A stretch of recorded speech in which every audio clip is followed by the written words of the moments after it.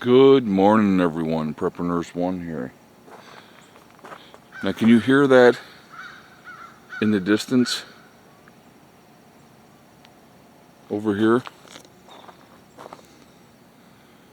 What you're hearing is generators running because the power is out for everybody in their area because of down power lines, and so people are having to run generators to get power. So that's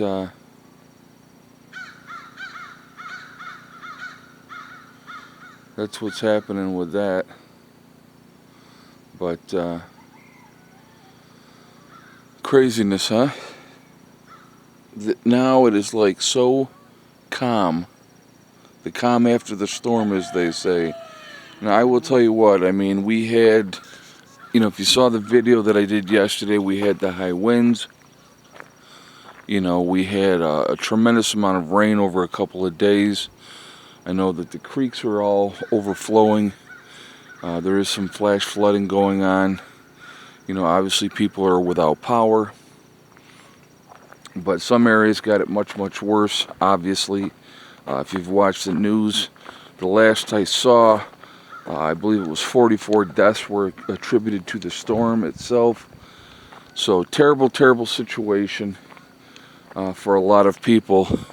So, like I said, we did not have it bad at all. So I'm not sitting here complaining. I did the short yesterday. I showed you. I had some couple of trees come down across the driveway, which we got taken care of and got that opened up pretty quick. My neighbor came up and helped me. I worked on one side, he worked on the other, and we got that cut up and opened up pretty quickly, which was good. And but one of the things I think about when we have a storm like that just came through, okay? And again, number one, how unprepared, most people are. I mean, they're not prepared at all for these types of situations. And, so thank goodness we have, the kind of country where people really come together, they work together, they help each other out, for the most part in these type of situations. But then I think, folks, and I go, okay, so in a true SHTF situation, and these are the thoughts that go through my mind, all right? There is going to be no early warning system anymore saying, hey, there's this huge hurricane coming and it's going to hit landfall possibly here. So if you live in this area, you need to evacuate or you need to prepare. There's not going to be that warning anymore. And so the people that are surviving and trying to survive are not going to be aware that storm is coming until it's there. And there's not going to be anybody coming to save the day, right? The military's not coming, fire and rescue are not coming, because there's not going to be anything like that anymore. It's going to be about survival. And let's say you've survived, what's coming, and then all of a sudden, 2-3 years down the road, you're doing okay, you're getting by, and this type of situation happens that we just had here yesterday. And what happens then? If the storm itself doesn't kill you, which it would kill a whole lot more people, because again, people would not be prepared for it or know that it's coming. It could kill you slowly, because now it's just destroyed all your crops. It's just destroyed and flooded out everything that you had. And what are you going to do then, right? How are you going to survive that? Because, then it kills you slowly, because what ends up happening is, the food that you've planted to survive winter and all those type of things. Oh, look at all the cages. I got to show you guys this.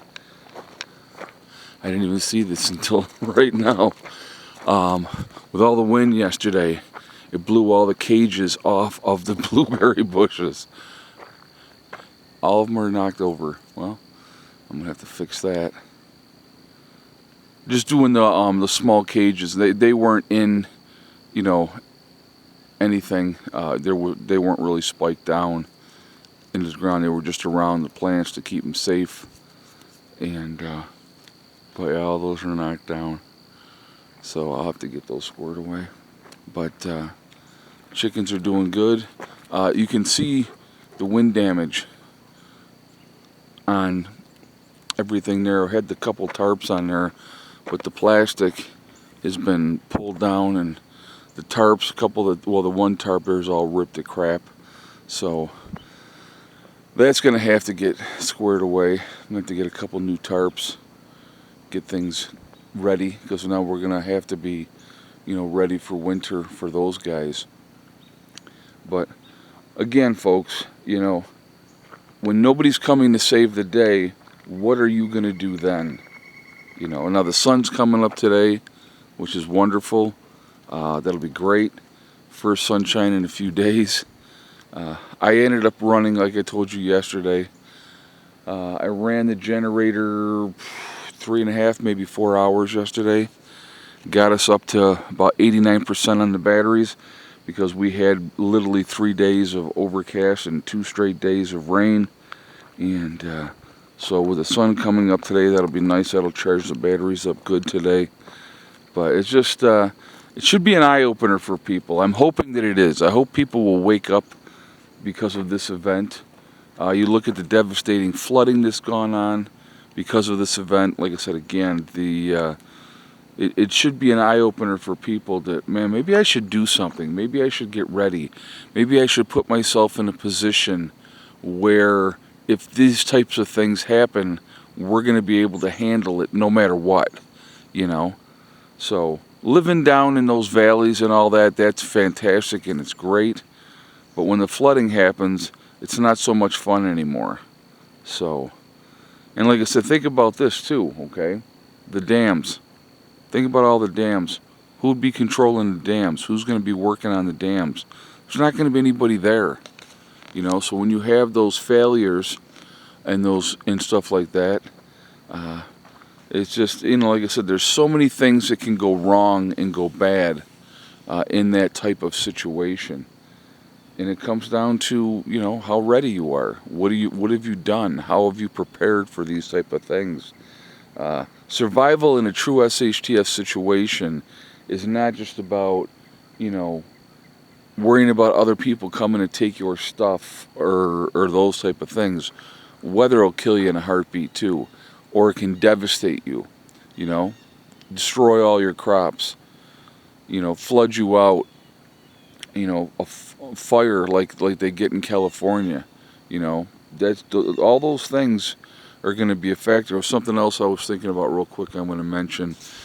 What happens when it's wintertime and you're in the Northeast and a snowstorm comes in and buries, you know, a foot of snow, like in Buffalo, 2 feet of snow, 3 feet of snow. Now you're snowed in. You ain't going anywhere. You know where you're not going? And nowhere until that snow melts, which will be the spring. So those are things to think about, folks. And are you ready for that? And if you're not, what are you doing about it? Just some thoughts I wanted to share with you this morning. I hope everybody's doing well. I hope that, you know, I've made some phone calls to people that were in harm's way, and, you know, they're okay. But be smart, guys. Be smart, be ready, because it's not just about worrying about SHTF. It's about being ready for whatever may happen. I hope you all have a great day, and I will talk to you later. Prepper Nurse 1, out for now.